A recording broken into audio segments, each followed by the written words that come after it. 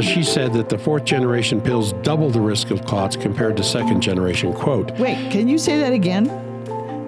The fourth generation pills double the risk of clots compared to second generation pills. Wow. Now there on that slide on the left, you can see the common names of first, second, third, fourth generation pills.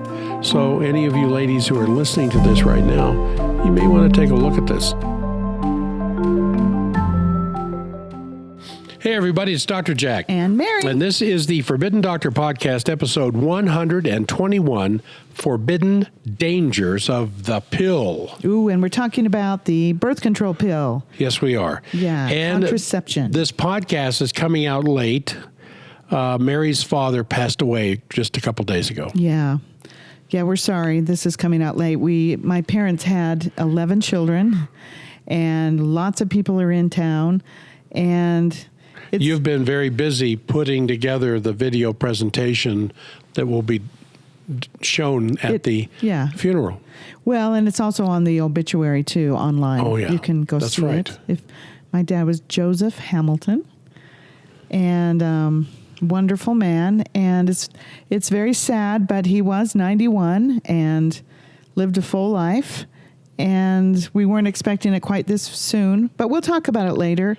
It's a little raw right now, so I don't really want to, but that's why our podcast is late. We apologize. I apologize, but we're still getting it out. We thought maybe we would skip, but we got this done. I have to say, Jack, you did most of the work on this podcast. I'm so proud of you.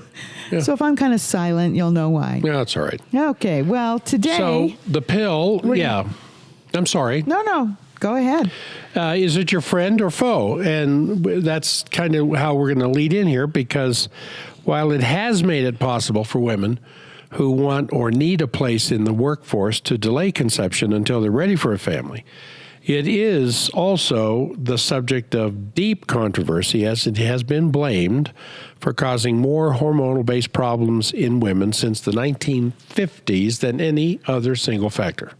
Yeah, except for they didn't have kids. So that's an important thing, too. That was the trade-off. That was a trade-off. And it's not just delaying conception till the female's ready, but till the whole family's ready. Yes.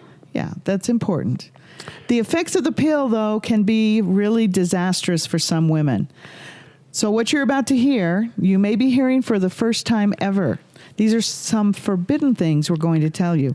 But these things, I promise you didn't hear in your maturation class in the 5th grade. Yeah. And we'll be discussing just how the pill changes the female body and the terrible danger that happens when we play around with Mother Nature. It's interesting that the nurturing force of nature has been given an estrogenic identification. Mother Nature. Yeah, not Father Nature. No. Father Nature would just be off somewhere shooting things to pieces or playing golf. So thank goodness nature is motherly. Yes, this has freed a lot of women to organize their life a little bit better than just hoping or not hoping that they get pregnant. So there's a lot of good things to the pill, but we're going to talk about some things that you may not know about the pill, especially the new pills that are coming out. Yes. We're going to talk about that. Well, that's the 4th generation that's out there now. Yeah, and there's some really scary ingredients. The first generation was back in the 50s. Now they have the 4th generation of pill development. Yeah. And this podcast is brought to you from Ageless Thyroid. And last week we did a magnificent podcast on your ovaries, your magnificent ovaries. And so we're kind of hitting on the thyroid and hormones and that type of thing. But Ageless Thyroid is also for men. They need to keep their thyroids healthy too. But today, of course, we're hitting women pretty hard. And I just want you to think of this really deeply. Enjoy the peace that comes from foundational healing rather than the useless frustrations of managing symptoms. And what we're talking about with managing symptoms, of course, is thyroid hormone that everybody is just taking to help their thyroid instead of rebuilding their thyroid.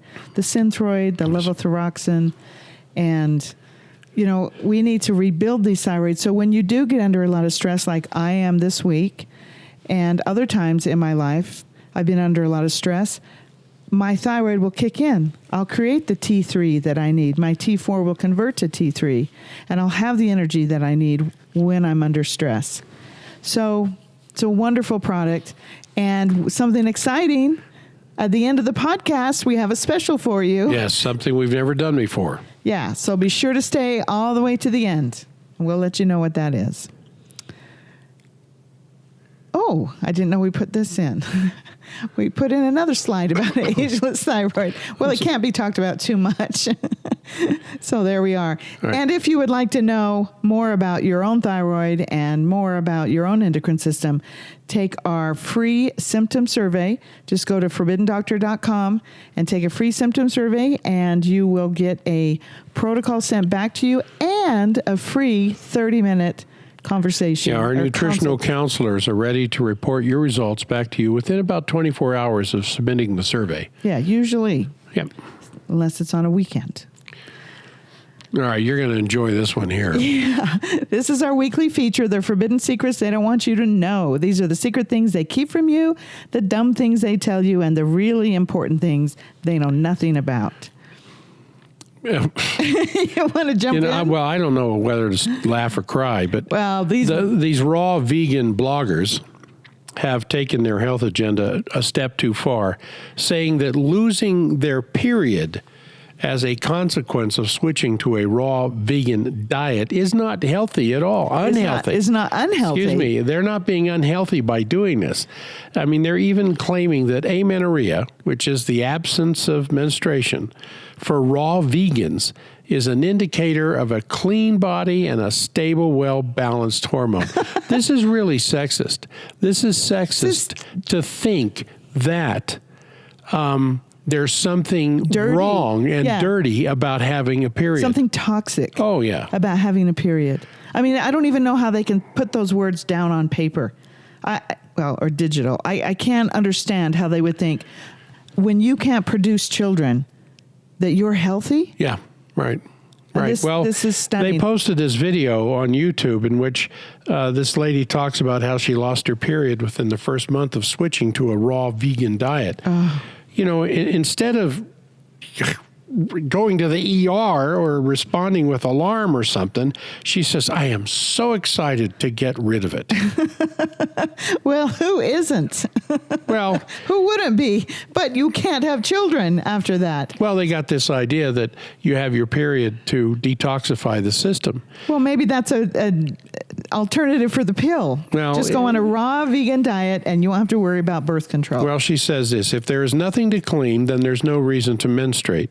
What? And since a raw food diet is clean, then your period naturally becomes lighter and or disappears altogether. You know, this is why the alternative people have the reputation they have. There's because of crazy nonsense like There's this. crazies on both sides, you know? I mean, just crazy people everywhere. And this is just the absolute extreme I have ever heard on the alternative Well, side. periods aren't bad, and they're not filled with toxins, and this trend is alarming because it comes from someone who clearly has not any understanding of her own periods or biology in general, and it's just another form of body shaming that we were mentioning there a minute ago. Yeah. Dieting to get rid of your period? I mean, that's not only unhealthy, and I think anyone promoting this should be just, you know, they should just be ashamed of themselves, if not just embarrassed. I'm embarrassed that this was even published. And they should take a first-year biology course. Yeah, I think they didn't show up the day they taught why women menstruate. Well, they didn't hear our podcast last week with how we menstruate and how incredible these magnificent ovaries are. And we've done podcasts in the past, or one podcast about vegan and vegetarian diets. We have. You know, and That's a good I podcast. respect the reason why people want to do that. But if they're going to do it full bore, you know, just jump in with, you know, deep into the water of that process, they should take a class in biology first before they do it. Because there are real dangers to completely eating raw. I mean, raw vegans are at a risk for potentially harmful nutritional deficiencies because certain vitamins can only be found in food that, for as far as vegans are concerned, it's forbidden to eat. For instance, vitamin B12, which contributes to brain function and red blood cell production, can only be found in dairy, meat, and fish. And vitamin B12 deficiencies can lead to fatigue and constipation, but one of the worst is depression and poor memory. Now, I know that there are some alternative outfits out there that talk about, we found plants that have B12 in it. That's nonsense. Yeah, you can't eat enough. And, I want to make just the little caveat I always do. We've got it completely backwards. We need to eat our dairy, our animal products as raw as possible, raw milk, raw cheeses, even raw meat, as raw as we can, and then we need to cook our vegetables because we do not have the enzymes to break it down. And so when you cook a vegetable, especially cruciferous vegetables, we humans can't really break them down very well. It pre-digests them. Yeah.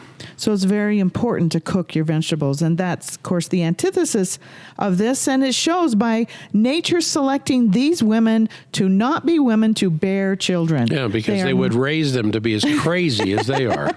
They would not be able to hold on to a baby very well. And I would be afraid to see what that baby would. But I do want to say this.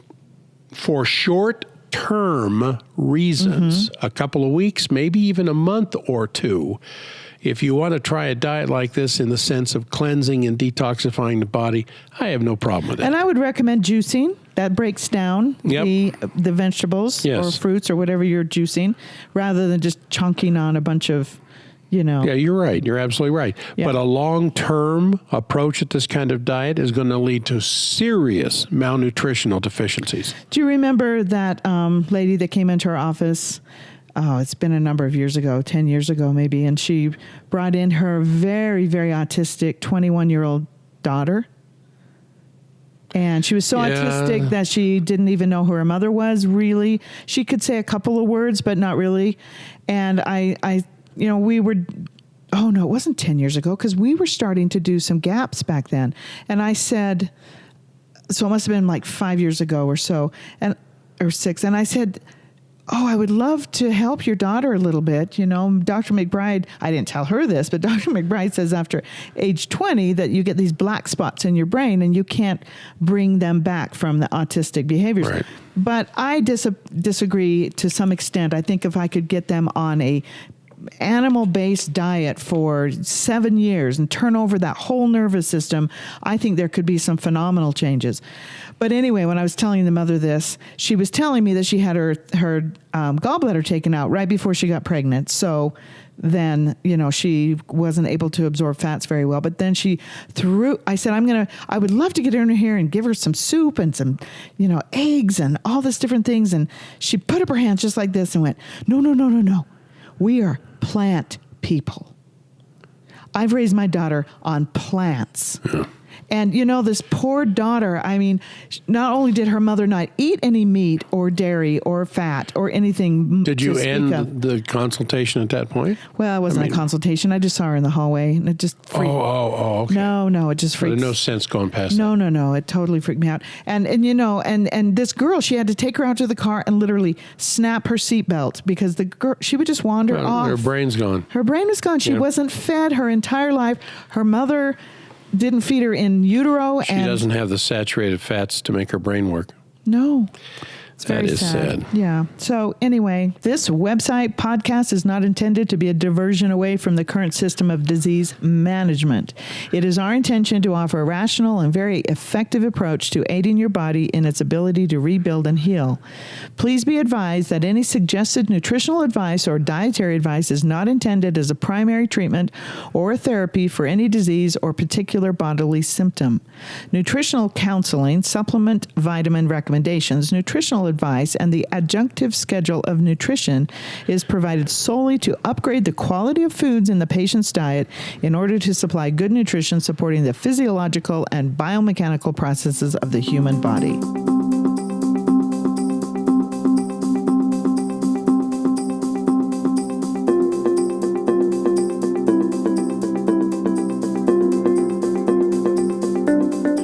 So millions of women are prescribed birth control pills every day to prevent pregnancy or to control a hormonal imbalance. But the continuing studies show that women have, been sold a pack of lies when it comes to these top-selling pharmaceutical drugs. And first, you should know that this podcast is about supporting you completely and having a full choice of when to conceive or not to conceive. However, we are supporting women. Yes, but it's also about informing you and the men who love you what happens to your bodies and your minds when you take birth control pills year after year after year after year. So, we're a bit biased against the use of hormonal-based contraception, but it's our intent in this podcast to show both sides of the issue, because hormonal-based birth control has definitely helped women to be independent and be able to space their children, but at what cost to their bodies? That's what we want to discuss today. Yeah. So here's a publication that as you go through it, it just talks about how it's expanded the opportunity for women. Yeah. And birth control has advanced women's economic empowerment. Yes. Birth control has advanced women's educational opportunities. And you can put this on pause as you go through this and read all these various things if you want to. I'll have this at the end of the podcast. But here, it's more college-educated women pursuing advanced professional degrees. Because of access to contraception. Yeah, well, of course. Yeah. That's what we're talking about. And women are the primary breadwinners now in more than 40% of American households with children. Mm-hmm. And it enhances children's well-being in the long run. That's from a study they did. Yes. Yeah. And removing barriers to contraception saves women money. And birth control reduces teen pregnancy. Of course. It reduces unintended pregnancy. Mm-hmm. And it helps to prevent cancer deaths. Some. Yeah. Yeah. There's two sides to that. There's two sides to that one, and we'll get into that more. Yeah. And there's all the studies. And because we know you just can't go to bed at night till you read all of the research studies involved with the work we do, we've included that to go with it. Well, and let me just state one thing here. My parents, as I stated in the beginning, had 11 children, and they didn't use birth control for the first 5, I think. If this is their personal choice. But then, because my mother's health suffered so badly with having 5 children in almost 5 years, that they decided to use some birth control to get her healthy again. Well, we figured out if they had used birth control, they could have had the same amount of children in the same amount of time. With better spacing. And spaced them out every 2 years. So that is more healthy for the children. For the mother, and it is more healthy for the children too. So I'm in a family of 11. I'm right in the middle. I have 5 older brothers and sisters and 5 younger. I have 5 sisters and 5 brothers. Isn't that kind of amazing? I'm an absolutely perfect middle child. But because my mom was so worn out after having 5 children, there's a big there's a big space between my older sibling and me, and then my younger sibling after me. So I basically went through school as an only child. I didn't walk to school with anybody. I didn't come home through elementary, junior high, high school, which isn't as good for me either. If it had been spaced out better, then we would have had, I would have had a sibling 2 years older and 2 years younger. But as it was, they were 4 years and 4 years. Well, I understand what you're trying to say here, so that birth control can be very helpful to a woman's health, but there are dangers. Yeah. Especially when you start altering a woman's chemical hormonal balance. And that's what we want to get into here. So you're saying, she could have had the same amount of kids over the same amount of time, but a little bit better spacing had she done that. Right. Okay, that's one argument. Mm-hmm. We're going to be getting into the other argument. Okay. So here is Dr. Elizabeth Siegel Watkins, PhD.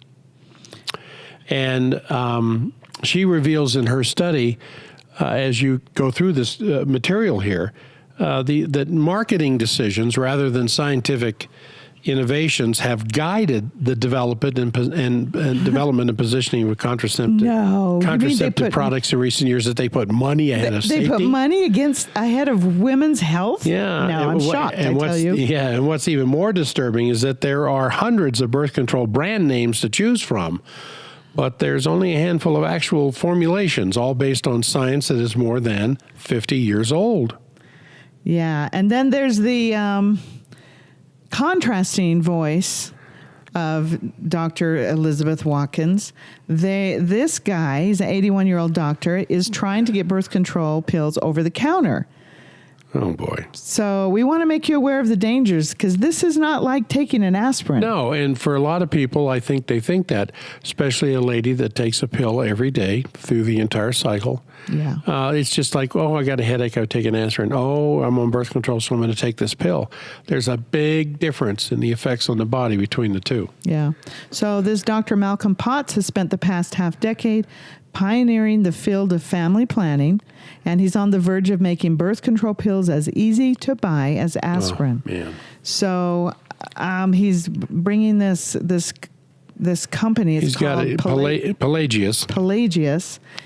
He's bought the rights to some prescription oral contraception, and he's done the first big step. So this is really, a hard subject, because you do want to space your children, but we're going to teach you there are some real bad risks with the birth control. So the approval process to do this, it just started January this year when they purchased that pill, and the approval process takes about 3 years. So the estimate right now is that Pelagius's pill will be available over the counter by 2019 if all goes as planned. And for some people, that's going to sound, oh, it's so convenient. I don't have to go get a prescription. I just go in and buy this stuff over the counter.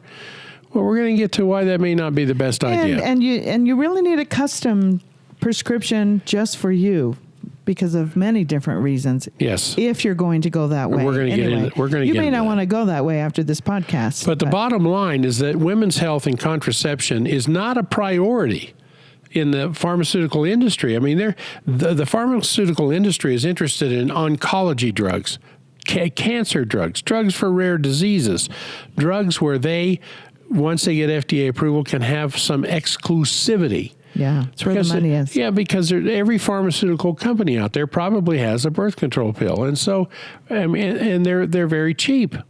And the pharmaceutical companies want to make drugs that are very, very expensive. And why is that? Because people buy expensive drugs when they're scared, and cancer scares. Yeah. So that's the. So again, it's the marketing that this Elizabeth Watkins starts talking about here in the first place. But that's what that's all about. All right, so we're going to talk about the combined oral contraceptive pill, often referred to as the birth control pill, or colloquially as the pill, is a birth control method that includes a combination of an estrogen, usually estradiol, and a synthetic progestogen like progestin. Now, the word is progestogen, which is the precursor of progesterone. Progesterone is one of many progestogens, but progestin is a synthetic form. Scary stuff. Yeah. And when taken by mouth every day, these pills, reversibly in most cases, will inhibit female fertility, which is the whole idea behind it. So just a little background. Combined oral contraceptive pills should be taken at the same time each day. And if one or more tablets are forgotten for more than 12 hours, contraceptive protection will be reduced. Yeah, that's how you use that's how condom. fast your liver is breaking this stuff down, which is why you have to take it. They're low dose. Yeah. And they know exactly what the dosage is to stop ovulation. They don't go past that. And so that's why you have to take these every day, because they're low dose. Now, there's some big heavy dose ones we'll talk about later. So the 21 pill packet, you take a pill every day for 3 weeks, and then you have a sugar pill or a week of no pills. I actually spaced my children out this way years and years ago. Using the pill. Yeah, and I followed I took the sugar pill during the week just so I stayed in the habit. And so because a woman on the pill because of that week of no estrogen coming into you, you're going to have a withdrawal bleed sometime during that placebo week. But you're still protected from pregnancy during this week. Yeah. It's just like your period. Right. So, and why? Well, the placebo pill that you take every day, like you're saying there a minute ago, Mary, it's the daily habit, even during the week without hormones. And these pills will often have an iron supplement in them because of the loss of blood during the menstrual cycle. Some of them will be fortified with iron. Failure to take the pill. I didn't know that. See, I didn't study like you did. we took classes in this in school. No, I didn't know they fortified these pills with iron. Well, failure to take these pills during the placebo week does not impact the effectiveness of the pill, of course. Yeah. Provided the daily ingestion of the active pills is resumed again at the end of that week. And the withdrawal bleeding that occurs during the break from the active pills was thought to be some kind of reassuring as a physical confirmation of I'm not pregnant because I've got to bleed this week. Yeah, kind of makes you feel a little bit better. Right. So the 28-day pill package also stimulates the average menstrual cycle, although the hormonal events during a pill cycle are significantly different from those of a normal ovulatory menstrual cycle, and that's one of the things we want to hit in this podcast. Yeah. What these pills are causing to happen in a pill-induced or a hormonal-induced menstrual cycle from the outside through oral pills is different than what your body would be doing if it was doing it without the influence of these pills. Well, you look at my children and you think there's no problems there, but as we'll go through these different side effects from the pill, I'll bring up my children. Yeah. And my breast lumps and the precancer situation at 36 years old. Yes. So it wasn't without side effects. Well, our previous podcast on your magnificent ovaries explained how the follicle develops to allow for ovulation through normal monthly release of follicle-stimulating hormone and luteinizing hormone. And this process is essentially stopped or at least severely inhibited with the pill. And in this picture that was in the podcast last time, across the very bottom of that artist's rendition of a healthy ovary, you see the developing of the follicle from the bottom right as the little circle thing with the dot in it gets bigger and bigger until the far left side of the ovary, where ovulation takes place, usually about the 14th day of the period, and an egg emerges. And then to the right of that, you see these shrinking masses, which is the corpus luteum that continues to pump out heavy doses of estrogen and progesterone until the placenta, starts to, it's going to be the blastocyst that's going to become the trophoblast. I'm not going to go any further than that. Okay. And as soon as it anchors, it's going to produce these hormones, and the corpus luteum kind of fades away. And the combined oral contraceptive pills were developed to prevent ovulation by suppressing the release of these gonadotropins, and which is primarily the follicle-stimulating hormone and luteinizing hormone that are coming out of the pituitary. And so these drugs just diminish that amount because, I don't mean drugs, I mean hormones. Because if the hormone doesn't reach a certain level, ovulation won't take place. That's what happens in menopause. When you go into menopause, your estrogen levels are low enough to keep you as a functioning woman, but not high enough to cause ovulation. And that's what these pills are doing, is kind of mimicking a menopausal kind of situation. And this is fascinating because, hormones are so powerful. One little hormone makes a boy and a girl a girl. Mm-hmm. I mean, that's power, unbelievable power. Well, it is. And what happens is these hormones, these estrogen, testosterone, things like this, actually get inside the cells of various tissues and trigger genetic expression. Yeah. So that, a little girl is born a little girl in most cases, and she even begins to behave like a little girl with her little parties and princess dresses and things like this as early as 2-3 years old, because there's estrogen in there signaling certain genetic expressions. But when the estrogen comes in full blown around 12, 13, 14 years old. Then the changes are But are you know, rapid. it's interesting you said the mind, the gene expression, and we had podcast 101 where epigenetics, you know, you wonder if the mind kind of the genes inside the way you think can express this to where you become this full woman. Well, now you're getting into the area of morphogenesis, Rupert Sheldrake's work. And we need to do a podcast on this because you're absolutely right. The mind will guide this as much as the genes will. Yeah. So you wonder how, you know, how you can control everything in your life. Well, the very low dose and the high dose progestogen. See, there's two different kinds of pills. There's the pill that's combined that has the estradiol in it, and a progestogen, which is usually progestin, which is a synthetic progestogen.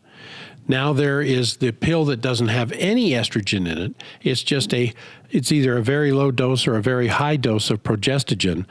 And That's the Depo one, isn't it? Depo-Provera, Neristerat, Progesterat, and Marina. Yeah. And what they do is they will inhibit ovulation by suppressing FSH and LH, but heavy dosages of progesterone, or in this case, progestogen, causes a very thick mucus at the mouth of the cervix that prevent the sperm cells just cannot get through that muck into the uterus, into the tube where conception takes place.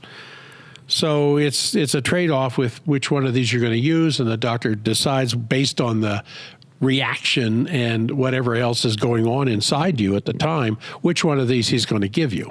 Well, that's very good because just buying that over the counter is really scary. That's where we're getting into the problem, of course, that you were mentioning there at the beginning, the nonsense of selling this stuff over the counter. Yeah. All right. So here's a lady we all know and love. Mother Nature? Yeah, because this all sounds good and it's effective if you're trying to prevent pregnancy. But as usual, something this good does have a downside, especially when playing around with Mother Nature. Yeah. So the following slides we're going to go through here, and some of them pretty quickly, discuss the side effects of the pill. Now, the research establishing the side effects is legion.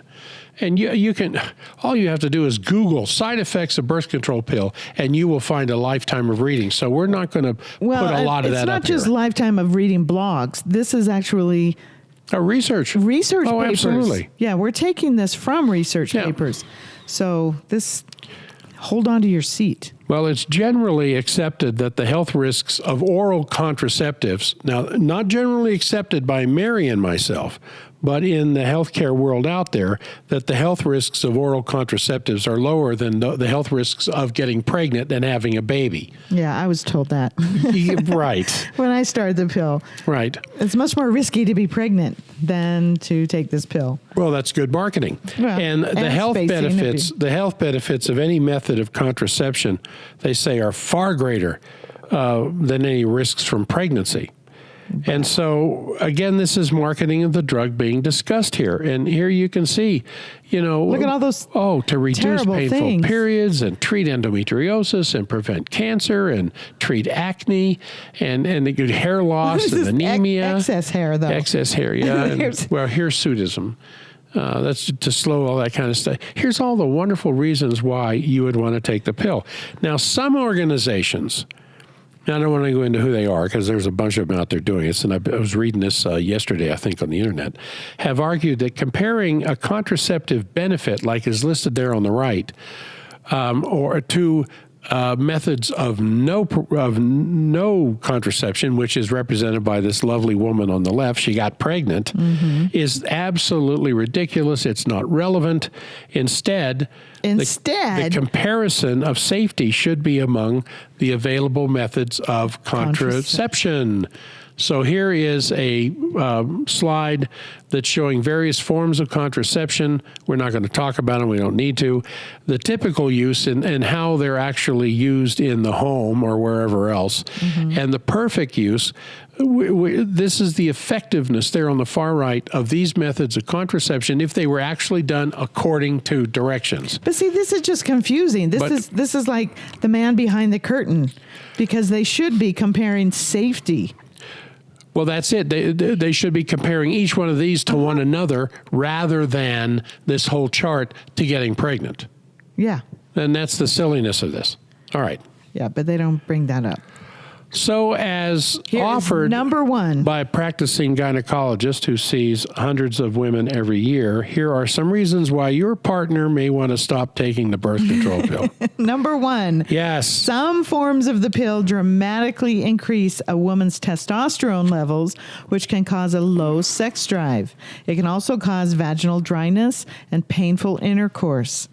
Up to 40% of women may be experiencing this problem, but not talking about it. Yeah, and why does this happen? Well, the increased testosterone does several things, but mainly it competes with estrogen for the receptor sites of the cells, and so doing will block estrogen from doing its job. And secondly, it can actually overpower the ovary's ability to produce estrogen if you're getting too much of it. Yeah, so if your wife has no sex drive or doesn't enjoy sex, you could blame the pill for that. Yeah, now there in some cases, her testosterone levels are so low, her sex drive goes out the window, and some testosterone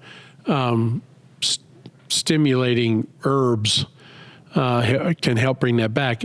Testosterone is one of those things where too much is not good and too little is not good. Well, that's all hormones. Yes.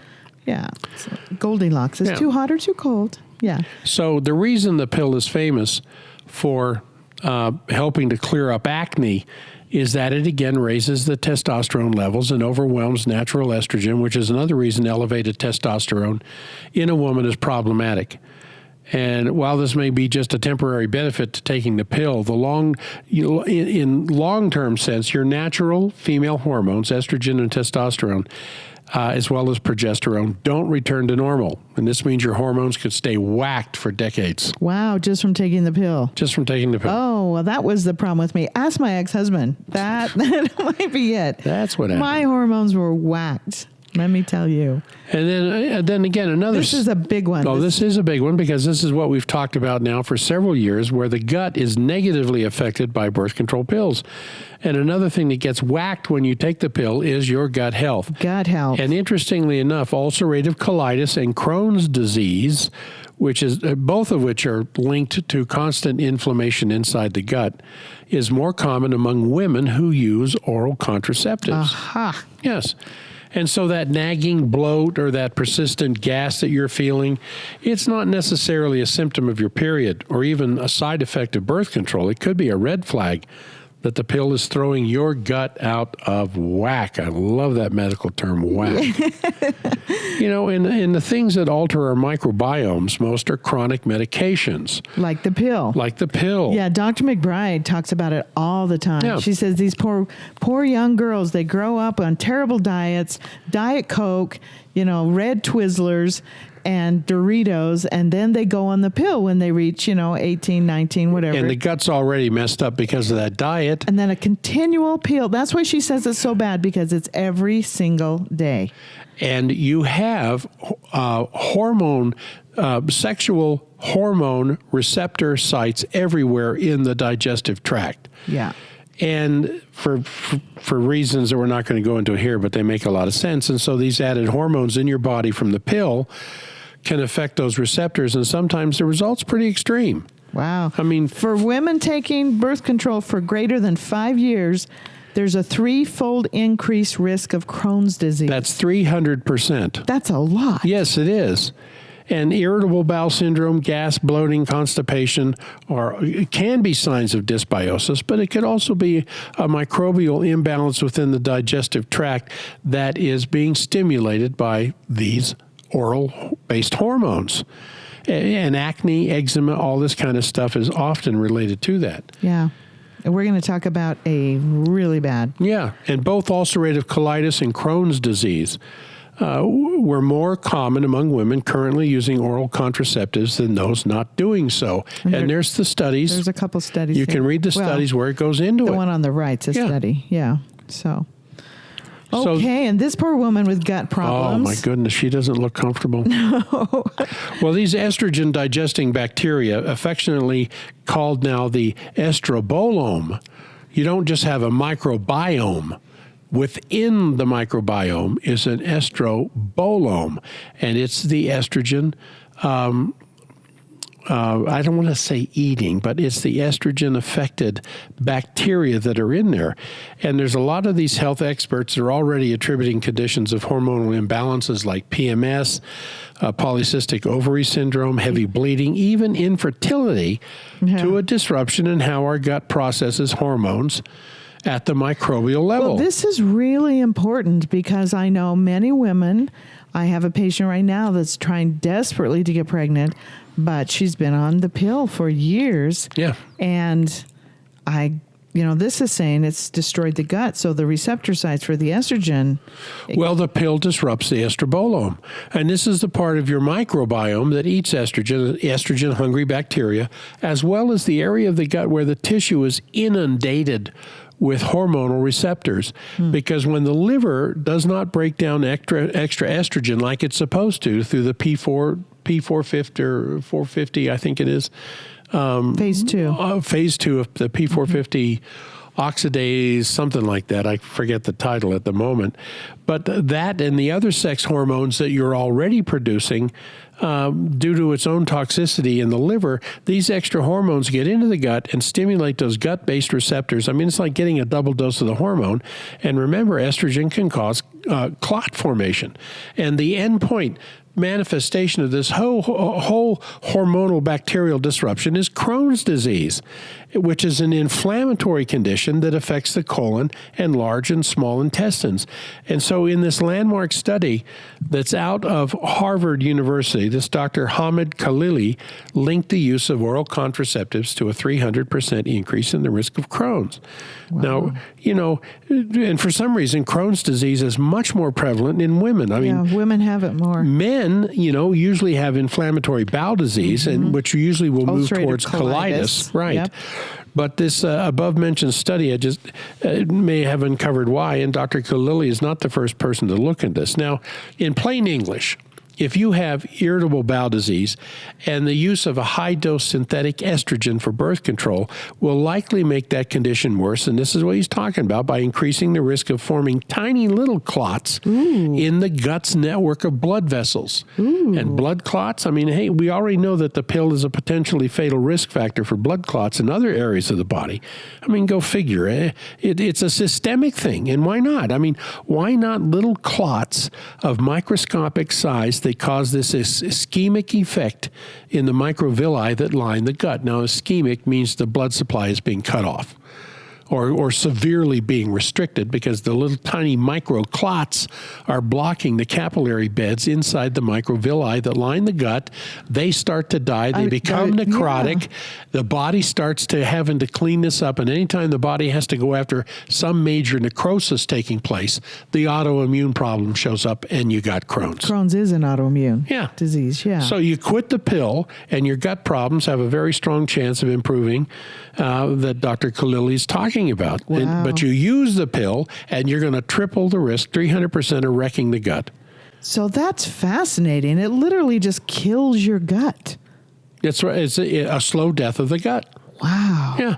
And you triple your risk of having bowels that are angry or either imploding or exploding. I mean, I've had patients describe their irritable bowel disease to me, as you have in your nutritional consultations. And so you have this on top of the risk of cardiovascular accidents, the blood clots leading to stroke, heart attack, certain hormone-dependent kinds of cancers like breast cancer, cervical cancer. They get weight gain and all these conditions that are associated with excess weight. Let me tell you something, sweetie. I'm all for responsible parenthood. and spacing. deciding, Yes. if you and I want to go make another baby tonight. But I would not consciously have you ingest something that compromises your health just to ensure that we don't add on to the family. I mean, we got 13 between us. What's another one? Well, there's other ways to stop it, too. Well, of course, and we're going to Yes. get into that. I mean, it just doesn't seem worth it, especially because there are better ways. But our gut is essential to our health. And we know that the studies are showing us that the use of oral contraceptives is going to hurt the gut. Wow. That was fascinating, Jack. Oh, You studied hard on that. I had no idea. And, my children had, especially my first child, had gut issues. And, of course, I was completely confused. I was raised in a completely medical family. My dad, that just died, was a dentist and an anesthesiologist. And, doctors, PhDs everywhere in my family, siblings. And I had, I'm not going to get into it. I'm not going to get into why I think well, here's another reason. my dad's gut was destroyed. Yeah, let's get into this. Another reason. Okay. The pill decreases the bioavailability of key vitamins and minerals that your body needs. Oh, yeah, this is huge. And they admit it. They still don't know how. Doctors still don't know how. But birth control pills lower the body's absorption of vitamins, especially folic acid, the whole B group. Well, we know why, because it destroys the gut. And it can't absorb it or make it. With that, remember the podcast we did, the MTFHR? Yeah. Yeah, where they can't absorb any food when their gut is destroyed. And it destroys vitamin C in the system, vitamin E, and it decreases copper, magnesium, selenium, and zinc levels. Ooh, selenium. We talked a lot about that in the last podcast. With the thyroid. And a deficiency in any of these results in anemia and birth defects and depression. And so here's a study. Effective oral contraceptive agents on vitamins and mineral requirements. You can read this for yourself. You can put it on pause, or you can go to the source. Ooh, that link is kind of tiny. Yeah. Sorry. Blow it up. Yeah, blow it up. But at present, supplements of vitamins and minerals are recommended only for high-risk groups, not Mary and I. We recommend, if you're on the pill, you have supplementation of vitamins and minerals. Yeah, I can't believe that. I read through this, and it said they don't recommend vitamins and mineral supplementation unless you're high risk. This is nuts. I mean, it's just crazy making. This article right here, Nutrition and Oral Contraceptives, I will have at the end of the podcast. And it's great. It just shows you all the depletion of these minerals and vitamins if you take the pill. Yep. So you better supplement. I don't care if you're high risk or low risk. I mean, who says you're high risk for, not having folic acid in you? Yeah. Well, every woman It's is. nonsense. And that's the scary thing. When they take the pill and they immediately get pregnant, when you don't have folic acid in you, you get spina bifida. Yep. We had an employee of ours that had such a terribly spina bifida, I don't want to say deformed, but I just did. So, it is a deformity. Well, it's a birth the baby defect. didn't live. Yeah. It was very, very, very sad. Yeah, there's normally 4 stages, stage 1, 2, 3, and 4. Yeah, and 4 this was really just bad. terrible. The baby didn't survive. And you go, I don't know. I don't remember if she went right from birth control pills to getting pregnant, but you're super depleted in these vitamins. So you can't do that. At least take the vitamins along with the pill. And then, wait a little while if you can, use condoms or whatever else you need to give your body time to recover before you get pregnant. Now, I know you're all wondering, after listening to Mary and myself, what generation is my birth control pill? Well, that first generation was way back at the beginning, 50 years ago. And the 4th generation is what they're making now. Yes. And we know that the pill causes blood clots. If certain types of oral birth control are used, the tendency to develop DVT, which is known as deep vein thrombosis and pulmonary embolus, increases 300%. Yeah, deaths. You see that on the screen? These pills are responsible for more deaths than the older types of pills. Yes, especially the 4th generation. Yes, and that has the ingredient I can't say it, baby. You got to say it. Drospirenone. You're doing it pretty good. Drospirenone. drospirenone. Drospirenone. Yeah. And that's in a lot of the fourth generation pills now. Yeah, the Yaz. Well, Yaz is one of the big ones, and it's like all these poor girls that are being hurt with the Gardasil vaccination. There's a lot of girls out there being hurt by taking Yaz, and one of my daughters that lives in Canada took Yaz for all, and all her siblings said, "Dad, you got to talk to her. She's nuts." Her hormones didn't really come back to normal. No, they still haven't. That's what we read in that other study. It can take a long time, decades, to come back sometimes. They talk about in this article, I think it's the one on the right, a young girl, she was a year after taking Yaz, the birth control pill, triggered a life-threatening stroke in a 20-year-old. Yeah. And she said, I didn't think anything bad could happen, especially since a doctor was giving it to me. And she was talking she told the Chicago Tribune this. But any medication has risk factors. But when you're 20, you don't think about things like that. No, you don't. No. You don't. And all oral contraceptives increase the risks of blood clots, but these third and fourth generation pills are responsible for more deaths than the older types of pills. Yeah, it's a real synthetic form of estrogen. So Dr. Brigitte Poulsen, a doctor at our University Hospital's Department of Clinical Pharmacology in Denmark. She said that the fourth generation pills double the risk of clots compared to second generation. Quote. Wait, can you say that again? The fourth generation pills double the risk of clots compared to second generation pills. Wow. Now, there on that slide on the left, you can see the common names of first, second, third, fourth generation pills. So any of you ladies who are listening to this right now, you may want to take a look at this. She says it's unlikely that we'll ever see an oral contraceptive pill that's entirely safe.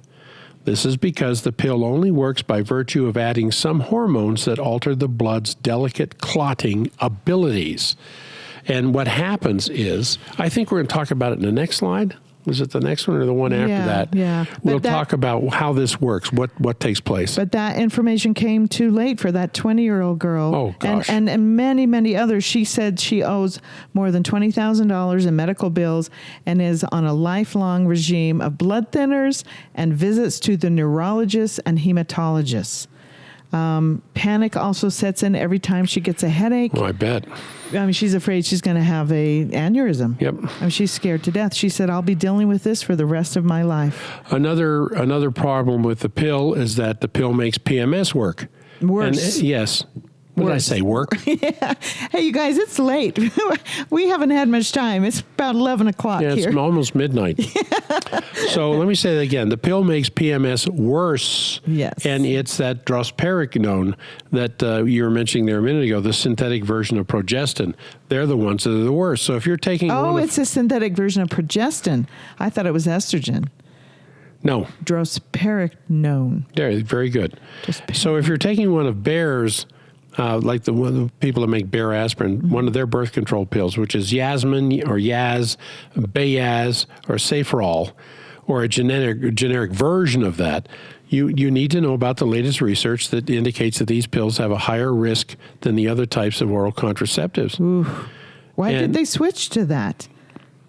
You did all the studying. I didn't. Well, it's a financial thing. It's a competitive thing because almost every company out there now has birth control pills. So they're thinking this is. So they've got an up on somebody else. Something they've got an edge. A new fancy synthetic. Yeah, they got a new progestin. edge, and so they got this new synthetic progestin hormone.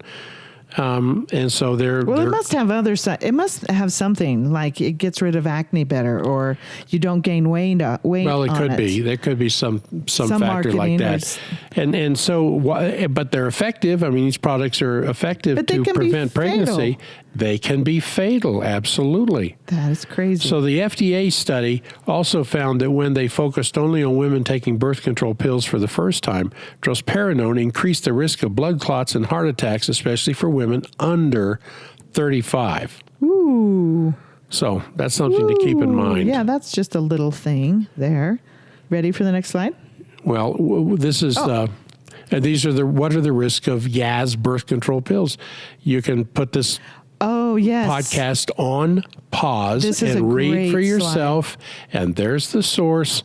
So you know that we're not just up in the middle of the night counting rocket ships across the sky making this stuff up. What is drospirenone? Yes. But you think they could have used a better word. But maybe they did that on purpose so nobody could say it. Say, hey, does your birth control pill have drospirenone in it? All right. What? What did you say? So this is really good. What are the risks of taking these drugs with drospirenone in it? Has anyone actually died from taking these pills? Believe it or not, yes. According to the FDA, there's been over 50 deaths associated with Yaz and more from similar pills. Women as young as 17 died from using these pills. Yes. The FDA has also received thousands of reports of other dangerous side effects. Oh, what would those be? That's so scary. All right. So we'll go to the next slide. Yeah, now if what we've been telling you so far isn't enough, we got 14 ways birth control pills rob us of our health. And there is the source, Thyroid Pharmacist, down there at the bottom, where you can go read this for yourself. We really don't have time to get into those 14. We've already talked about some of them. Yeah, it can lead to osteoporosis. Let's see, it can change the gut flora. We talked about that. Look at this. It says, can alter your preference to mates. Yes. What does that mean? It's messing with your head. I'm done with you, Mr. Mate. I need a different mate. I want another one. This is common. This is common in our culture now, where you start having mate hopping. What? And check these people out. And yes, because it's messing with the brain. Wow. It also lowers your DHEA productions. Dihydroepiandrosterone. You can say that. Dihydroepiandrosterone. It's a precursor. It's the precursor of estrogen and progesterone. Well, it's the anti-aging hormone. That's what's so critical about that. Boy, you don't want to stop that, especially in a woman. Yeah, so scary things. And then, of course, it depletes our body in all these different minerals and vitamins and everything else. So what is a girl to do? Oh, my goodness. Well, that article is a really good one on a girl that got Hashimoto's and had some real thyroid problems. The purpose of this slide was that the pill lowers your thyroid hormones. Yes. So that's what that article is about. So the pill can also make you gain weight by retaining fluid, feeling bloated. The mainstream will tell you the pill isn't the reason for your weight gain, but it's your body's holding on to water because it's trying to do something to get rid of this toxic load of hormones. It's synthetic, yeah. And even though it's synthetic, your body sees it as the real McCoy to some degree and wants to get rid of it, and it's holding water to do that. Hey, force works.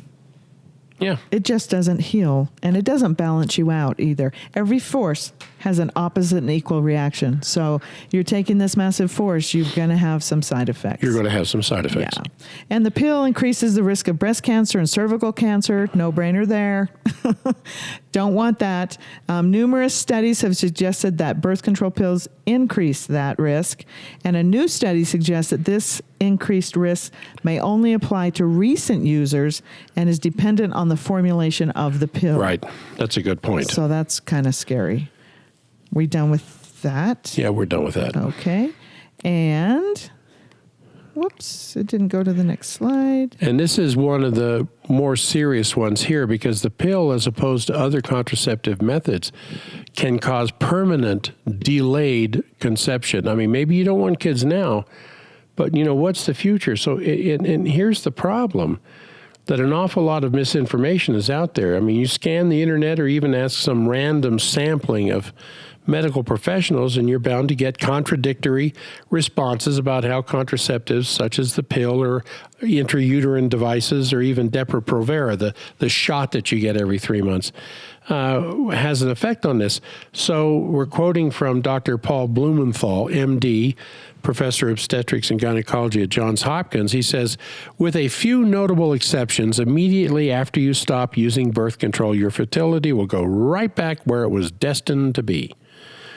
Of course, there with a few notable exceptions. Well, notice that Dr. Blumenthal didn't say that your fertility will go back to whatever it was before you started using the method. That. No. And he doesn't say it will go back to being perfect. No, and that's a very important thing to keep in mind. there's a risk that you will remain that way. For example, you simply are no longer the same age you were when you began using birth control.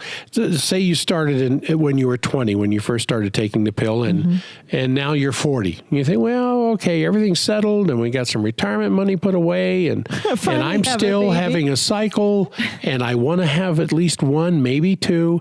Now's the time to stop the pill and see what we can do. Well, your chances of getting pregnant in that first year have gone down significantly, even though a woman who's had children during that same 2 decades without taking the pill could be almost as fertile as 40 as she was at 20. But if she's been taking the pill for 20 years, there's numerous health and lifestyle issues that affect fertility. And go ahead. As for the notion that it takes several months for ovulation to just kick back in after you stop the pill, simply isn't true.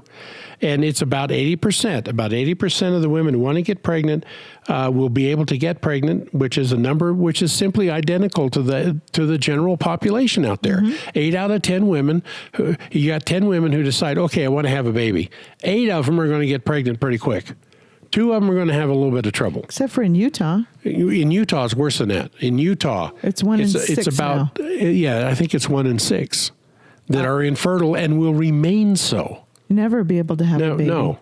That is a real bad sign. And so the other 20% are going to take longer, some a lot longer, and some of them never will. All right.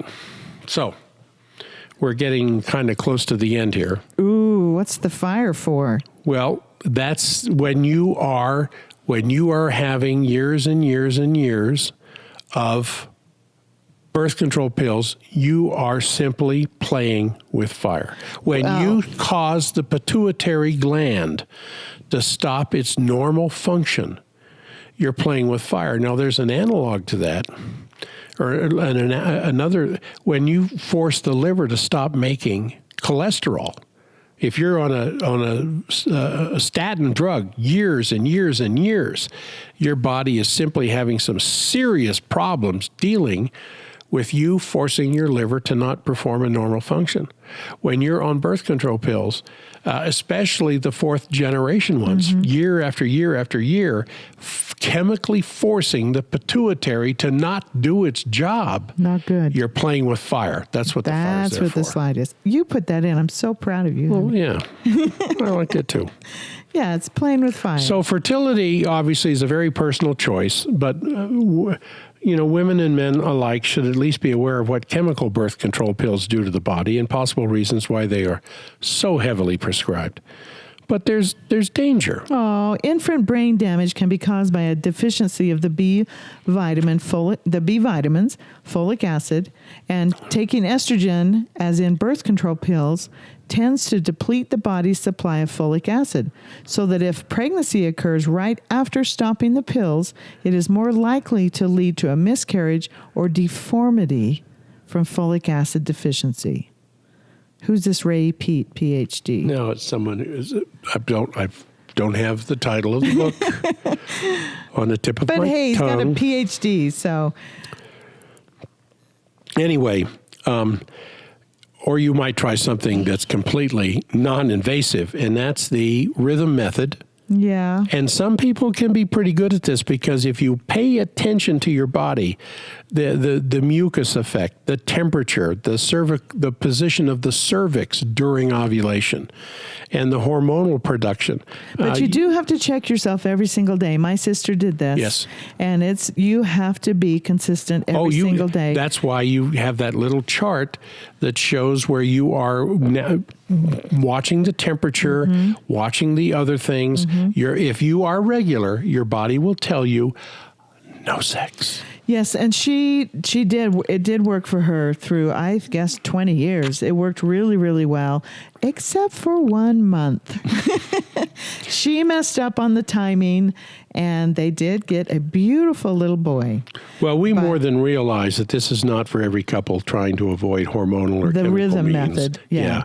This is for the purists, and there are some of you left out there because we've discussed these methods in private in the clinic. Yeah, but it did work. It worked very, very well for years and years, because all other birth control methods aren't they're fallible too, and but we do want you to know that taking the birth control pill has tremendous side effects. Yes. Where, you have to kind of weigh that risk, because having a baby is a big side effect. Oh, yeah. Also, you've got them for years and years. Yeah, they have a way of hanging around. But they're beautiful and wonderful. And, it's never a super convenient time to have a baby. But there are significant risks to using the birth control pill. So let's recap. Okay. So hormonal-based contraception is something to take seriously. It isn't a little thing like an aspirin for a headache.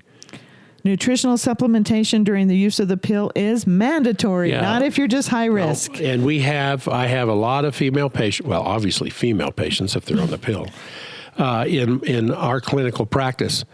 And I said, listen, it's not just prenatal pills that you take once you know you're pregnant. There's stuff you need to be doing now, because the pill suppresses certain nutritional absorption in the body. And the 3 major side effects of the pill are blood clots, just that, blood clots, probably aneurysms, anything to do with that. And then hormonal imbalances, which can have all kinds of depression and wanting to switch mates. I mean, I read it. It's got to be true. I read it in the article.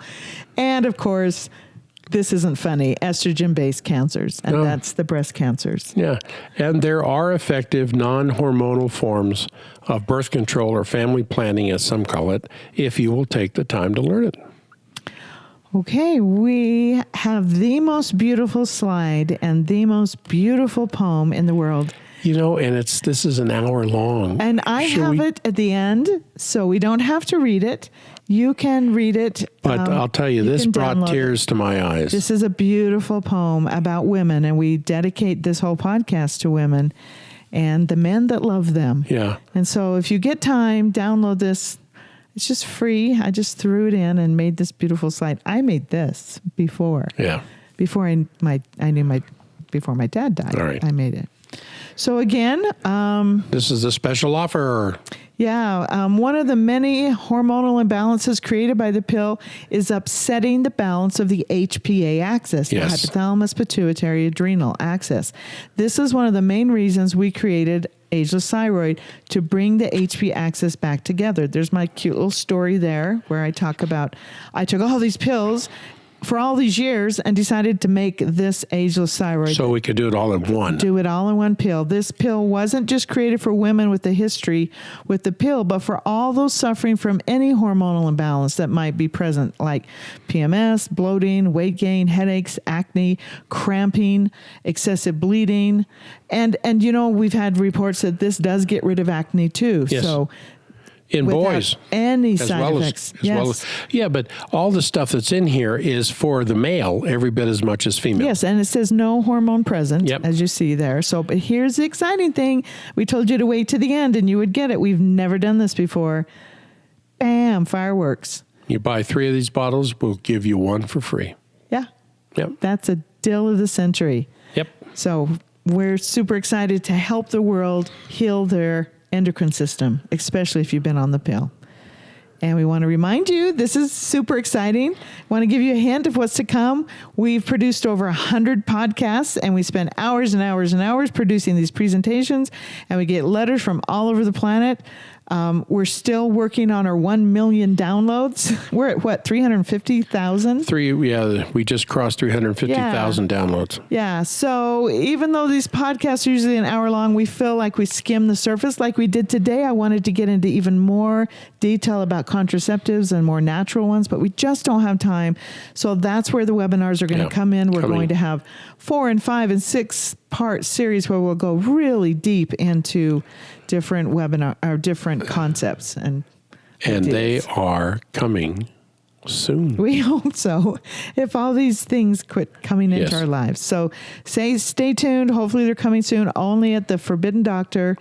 Oh, and there's the coming soon sign. And thank you for listening to this forbidden information. And if you like what we're doing in these podcasts, there's several ways to support us. You can leave a positive review on iTunes, ask us questions, give feedback at the end of this podcast, and you can join our family by simply filling out a symptom survey. And we do mean join our family.